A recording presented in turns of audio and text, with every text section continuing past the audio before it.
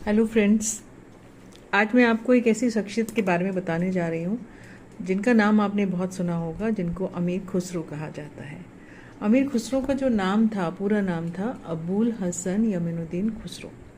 अपने उत्तर प्रदेश के ही रहने वाले थे और एक महान संगीतकार, सूफी कवि और विद्वान थे। तो आज एक छोटी सी घटना से उनकी प्रतिभा के बारे में मैं आपको अवगत कराऊंगी। एक बार हुआ ऐसा कि उनको प्यास लगी और वे कुएं पर गए।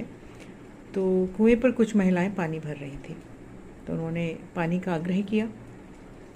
महिलाओं को पता था कि महान कवि हैं, तो उन्होंने उनके सामने एक अपनी इच्छा प्रकट की।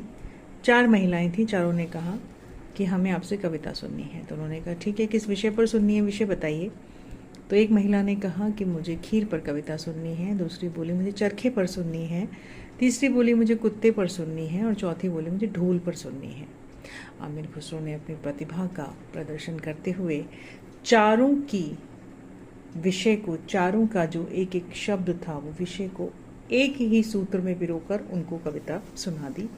और वह दोहा जो बना, जो कविता थी, वो इस प्रकार थी कि खीर पकाई जतन से, चरखा दिया चलाए, और आया कुत्ता खा गया, तू बैठी ढोल बजा। खीर पकाई जतन से, चरखा दिया चलाए, आया कुत्ता खा गया, तू बैठी ढोल बजाए।